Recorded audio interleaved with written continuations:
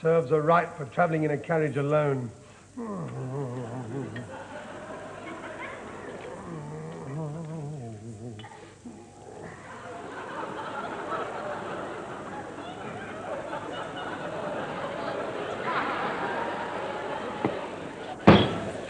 Ah, well, first today. Come in. Good morning, Headmaster. Oh, Mr. Halliford. The mail. Oh, the mail. That's good. We'll just go through it, shall we? Bill. Income tax. Statement of account. Another bill.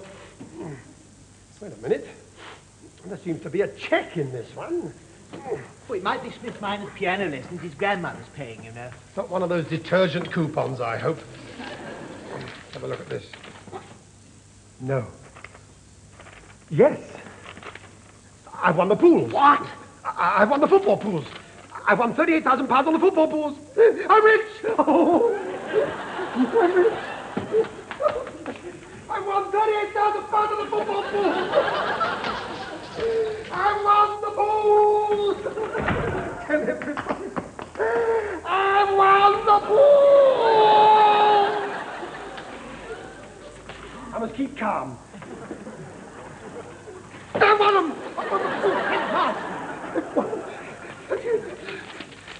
Dear sir, we are happy. They're happy. Oh. We're happy to inform you that you have won first dividend on our triple charge pool. We enclose here with our cheque for £38,000. £38,000. Look at all those lovely noughts. Incredible. That's just what it is. You read about it happening to other people. When it happens to you, it takes your breath away. Do you know the most incredible part? What? I don't even do the pools.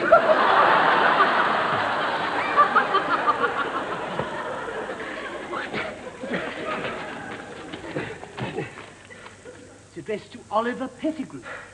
Pay Oliver Pettigrew. Oh. Whew. For a terrible moment, I thought I'd lost the money. But you have, Headmaster. It isn't your money, it's Mr. Pettigrew's. Comes the same thing, doesn't it? You know very well he'd share his last farthing with me. Oh, yes. Well, last farthing, first £38,000. What's the difference? Well, look, let's ring him up and tell him the good news. No, he'll be in a minute to take my tray. Let's give him the thrill of opening the envelope himself. Get the smelling salts. Smelling salts? Yeah, he'll keel over like a felled tree. And stand by to catch him, too. You know old Pettigrew, he gets heart palpitations playing rummy for wine guns. I think he'll be here in a minute. Act composed. Don't let him see you. Come in, yeah. Good morning, Headmaster.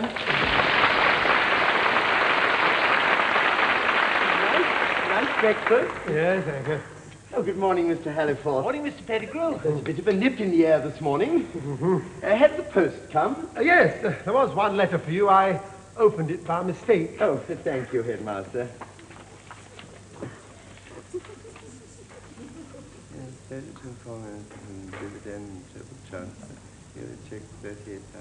Well, isn't that nice? Well, I'll just wash these things up. But you... The penny hasn't dropped yet. Wait. It's dropped.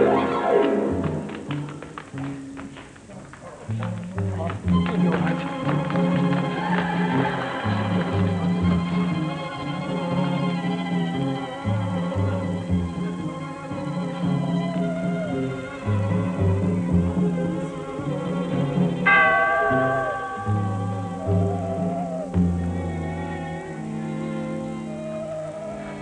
Oh, pull yourself together. I've been feeding you warm, sweet tea since 8:30 this morning. We can't go on treating you for shock indefinitely. Could I have another tranquilizer? That's 3 family-sized bottles you've had already today. You can't have any more. Honestly, you're up to the bilges with warm, sweet tea. Your hold rattling with blue pills. Goodness knows what would have happened if it had been bad news. But, Headmaster, you don't seem to grasp. To me, this is bad news. Oh, don't be so ridiculous. I never did the pools with any thought of winning. Well, why did you do them? Well, it all started when they sent me a printed letter asking me to. There was a photograph of the managing director on top. Such a kindly-looking man with twinkling eyes. Twinkling eyes? His eyes have got every right to twinkle. He owns half Liverpool. Well, the letter was a personal plea to me to join what he called the happy circle. It would have been churlish to refuse. But now, oh dear. But to win £38,000. Don't keep saying it as though it was a hardship. Well, it all depends how you view this sort of thing. There's only one way you can view this sort of thing. Through an alcoholic haze. The quicker we get started, the better. Now, come on, Peppers. Come on, my golden boy. Snap out of it. Begone, dull care.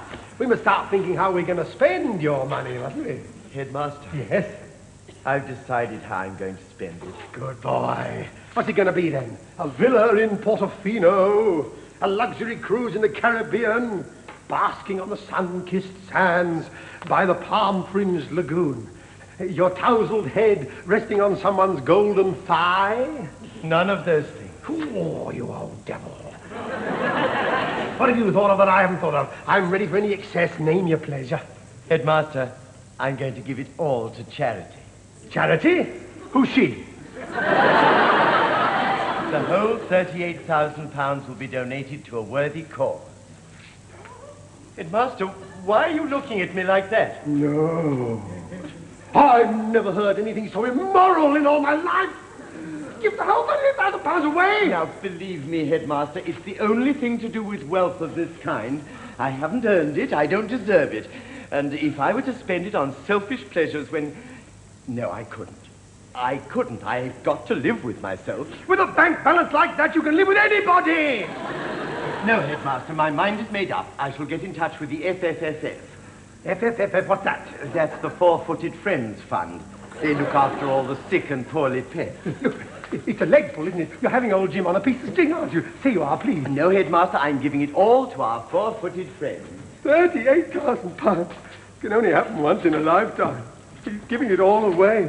Oh. Headmaster, you're trembling. Yes, oh, that villa. Oh, that cruise. Oh, that bird on the beach.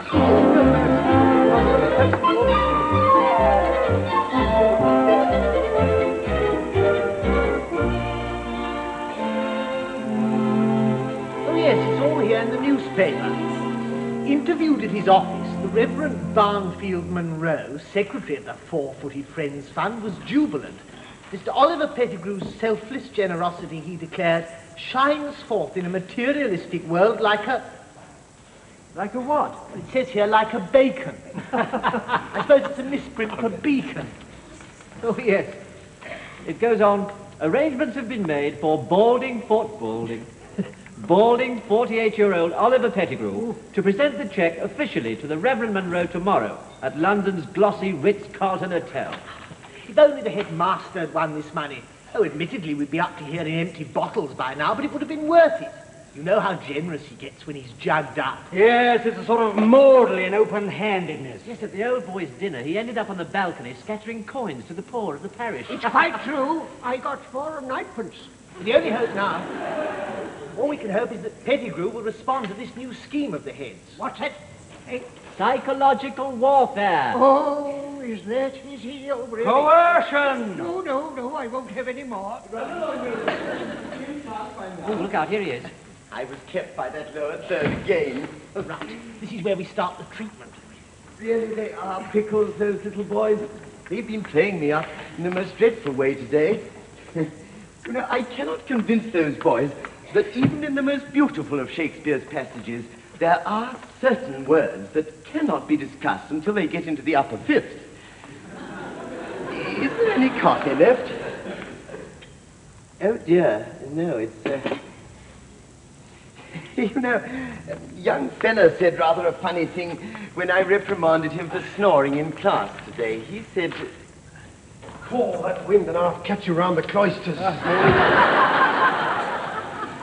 all right. An easterly one, I think. Any coffee left? I'm afraid it's finished, Headmaster. Oh, yes, Headmaster. I saved some specially for latecomers. Thank you. Well. Mr. Pettigrew, I've just been reading your press notices. How is Chiselbury's shining bacon? I think you're all being dreadfully unfair. After all, you're all teachers. You should realize better than most people that a man must do what he knows to be right. That's the point. You don't know. That's why we're all so fed up with you. What do you mean? Well, you say it's all right to give this money away to charity instead of spending it on pleasures. How can you be sure of that? You've never had any pleasures. But I have, Headmaster. Those weekends at Frinton with Auntie. My Max Jaffa records. The annual fur and feather fete. That's a right catalogue of debauchery, that is. You can count me out of that lot. I mean the real pleasures, wine, women, and song. Why, you've never drunk, you've never sung, you've never... anything. I've never missed those things. Because you've never had them. Here you are making this great noble gesture of renouncing the flesh pots. You wouldn't know a flesh pot if one came up and bit you. What difference does that make? Tell him, fellas. Supposing one day you were to get a taste for the good thing. How do you know you wouldn't find you like them? Oh, I wouldn't. Oh, bet you might. And what then? A lifetime of regret. Of all the words of tongue and pen, the saddest are it might have been. It doesn't rhyme, but the sentiment is right. Now look here, Oliver Pettigrew, I put it to you. Is it right to give away this lolly before you've sampled its pleasures? Well, I do see your point, Headmaster, but I don't see how I can sample them. I've only got until tomorrow. Exactly. Oh, what's all this? Where am I going? We are going to London's glossy Ritz-Carlton Hotel. I booked the penthouse suite. What for? One sample basin full of the flesh pots. Just one evening, one glimpse of what life might be. Music, laughter, elegance, and females who don't smell of chalk. If you don't like it, you can give away the money tomorrow. Yes, exactly. What do you say? Well, all right. Only let me just go and say goodbye to Cheeky. Oh, dear. Fancy going to say goodbye to his golden hamster. He can afford a platinum one now. Oh, dear. I do hope it works, gentlemen, but I got a nasty feeling we're 20 years too late.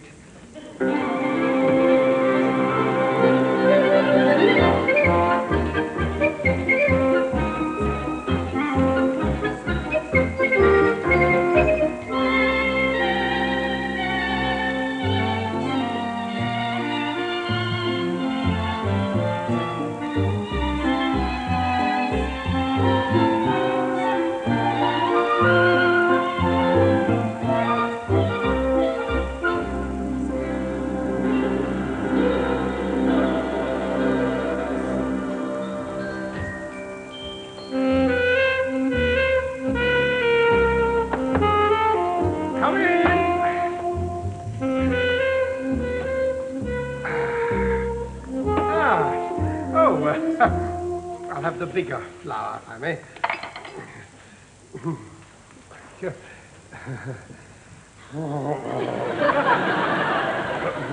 Voilà, monsieur. Thank you, my pretty.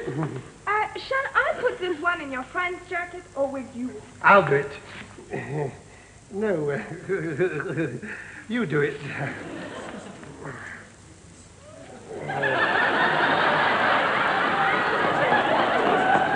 Hurry up, Petters. The party's warming up already. There, monsieur.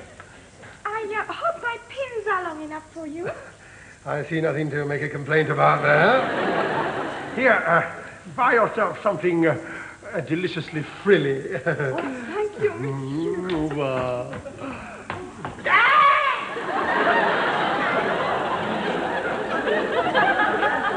Come off it, September morn. She's gone now. Have you fixed that tie? I don't seem to be able to get it right, Headmaster. Of course you never will if you won't let go of that. I'm not going to let go of a case containing £38,000. I ought never to have let you persuade me to change it into £5 notes. We changed it into fivers for a very good reason. Tuck your shirt in. Oh, Headmaster. I want you to get used to the look of your loot. Get used to the feel of it. Oh, dear. It frightens me. The smell of it. Oh, the music of it. Listen to that. The music of the fivers. Rhapsody in blue. Bestrew them around you. Stuff your pockets full of them wherever you go, and me too, yeah. Feel yourself bulging at all points with purchasing power. Now then, get yourself outside this. Oh, what is it? £4 a bottle. Mum's 98. She doesn't look a day over 60. Who cares? Headmaster, Oliver Pettigrew, this is your life. is this the stuff that we had at the station buffet? No, this is grown-up sham. Grown-up sham with a giggle in every bubble. Sluice it down. This'll be the grub. Come on. Oh, it's rather nice. Thank you. Just strew it around, gentlemen. We'll just pick at it at our leisure. Give the man something. Oh, yes, of course. Not that. Think big. Oh. Go on, one or two of those.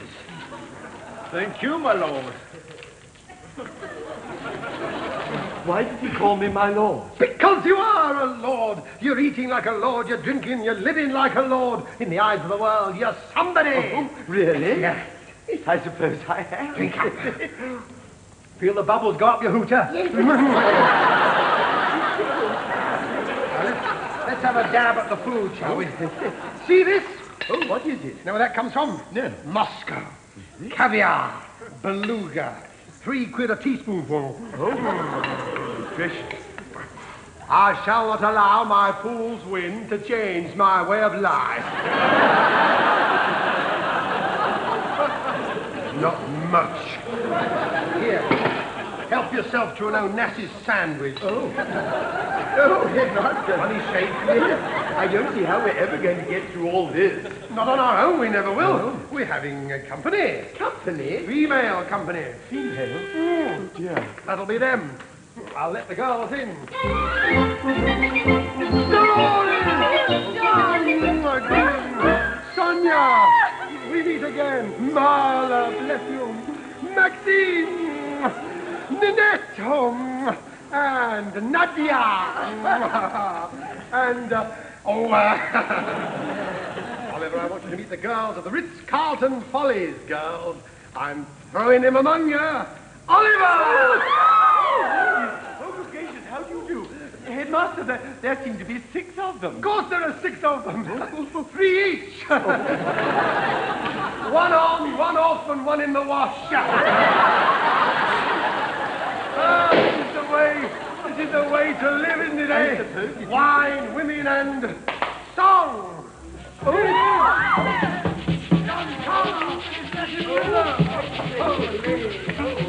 Enjoy yourself. I'm quite great.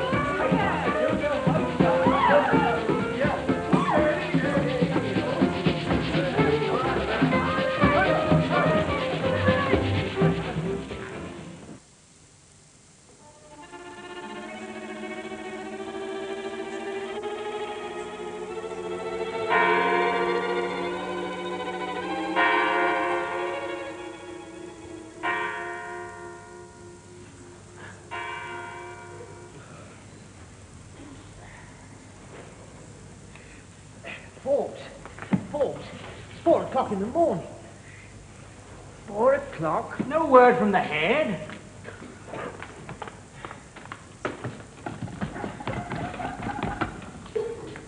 Hello? Chiselby Exchange? Oh, I'm sorry to get you out of a warm bed, Flossie, but has anybody been trying to phone us from London's glossy Ritz-Carlton Hotel? Thank you. Have the Zeppelins passed over yet? Looks as though the scheme's failed. I'm afraid Pettigrew's too set in his ways to change his outlook. But the headmaster said he'd phone us, one way or the other. He's probably too miserable even to talk. Poor old Jim.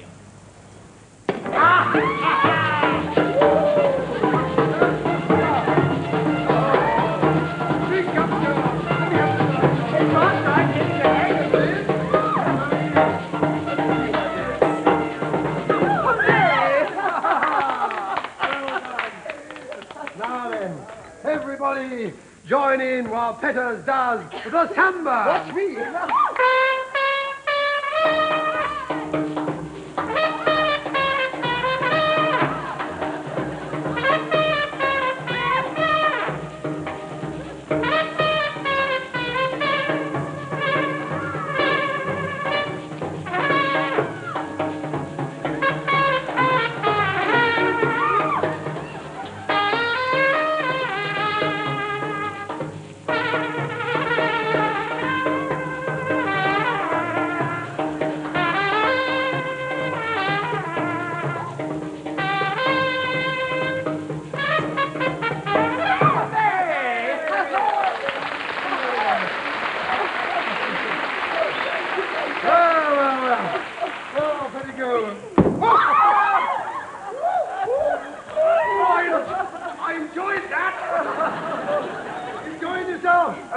I've never enjoyed myself so much in my life yet, Master.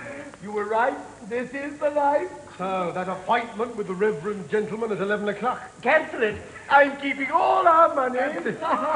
I know what to spend it on now. That's an idea. Let's go and have some lobster. It's worked. Ours. Mine. Jim, there's no more champagne left. Order another dozen crates. This party's only just beginning. Everybody, come on, join in the conga. Oh, the conga. I don't know how to do the conga. Whoa! Hooray!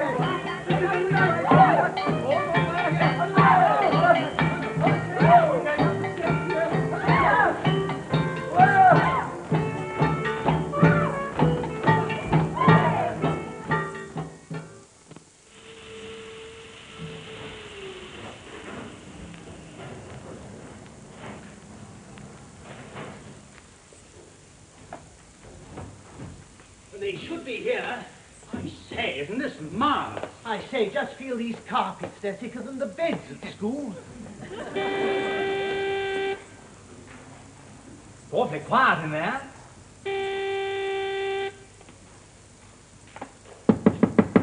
Headmaster, are you in there? Why don't you sound the buzzer? Oh, Mr. Diswinny. Headmaster, wake up! Doesn't seem to be anybody in there. Well, he hasn't left the hotel. The receptionist said so. You sure it's locked? Oh, don't be silly, of course it's... Oh. Oh! Oh! Oh, monsieur! Oh là là!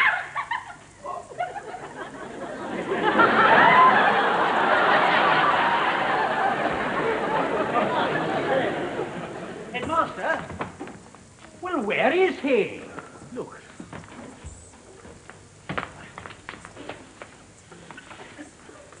Headmaster, Headmaster, wake up. No, Maxine, I can't dance anymore. Oh, my head. It's all right, Headmaster. We'll get you onto the settee. I don't need any help. Oh, I'm bad. Oh, I'm real What bad. happened, Headmaster? We didn't hear from you. You've obviously had quite a party. Party. Oh, party. Oh, there's been nothing like it since the fall of Babylon. Yes, but what about Pettigrew? Pettigrew, he took to it like a duck takes to water. Talk about the playboy of the Western world. Oh, so he's keeping the money. Keeping the money, he wouldn't part with his money for anything. Oh, how splendid. We'll have to break the news to that poor clergyman from the FFFFFFF. What's the time? It's about 10:30. He'll be here in half an hour. The appointment was for 11 o'clock Thursday morning. What's the matter then? Today's Friday. Oh, no. Oh, dear. Oh, no wonder I feel bad. What happened to Thursday, then? Well, can't you remember? Remember, there's just sort of blurred patches like a Picasso painting in my head. Do you mean to say that the party went on all through yesterday as well? Keep your voice down, please. Oh, yes, I suppose it must have done. Yes, I remember it was yesterday morning we ordered the aeroplane. Aeroplane? Yeah, Pettigrew wanted to do some skywriting. Some Shakespearean word that he wanted across the sky. He had to go up 3 times. He couldn't spell it. Oh, he's really taken to this sort of life. I'll never keep pace with him. Excuse me. Is that thunder? Excuse me. You remember me, Professor Edwards? Reverend Barnfield Monroe? The Reverend Barton Monroe is I'm so sorry. I must apologize for Pettigrew missing his appointment yesterday morning. But you've already apologized for that. I have? When we met last night. We met? Why, don't you remember? There was nobody here when I called for my morning appointment. I kept telephoning Mr. Pettigrew all day. It wasn't until rather late last night that I found you in. Hey, this is almost a little bit of blank. I'm a little bit not with it this morning, Reverend. I'll just have a short snort. You know, you get this sort of trouble occasionally.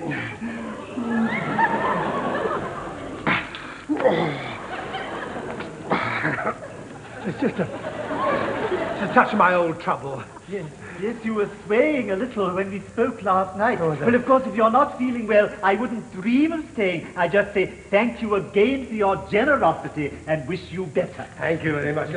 Thank me again for what generosity? Well, don't you remember? Last night, after you'd explained to me that Mr. Pettigrew had changed his mind about the donation, you were kind enough to listen while I outlined to you some of the heartbreaking causes that the fund tries to help. Then what happened? Great tears rolled down your cheeks, sir. If Mr. Pettigrew won't help you with a donation, you said, I will. Oh, no. You've done it again, always when he's drugged up. With a gesture that I shall never forget, you thrust into my hands a suitcase brimming with £5 notes. The lot! We'll never forget you, sir. Goodbye. If I don't know this would happen, Headmaster, I need to control yourself. Again, I mean to say. Hello there. What ho, chap? What's up? Sit. But Headmaster, I've just bought 6 polo ponies. Get on to room service. And the girls are waiting for us at Windsor Great Park. You know where the polo is. Something I want to tell you. Oh, yes. Room service. You send up 4 large family-sized bottles of tranquilizers and 12 pots of warm sweet tea. Thank you. Be brave. Oh, Take this like a man. Headmaster. No, that lovely money of yours. Yes, indeed. I've given it to the FFFF. You could...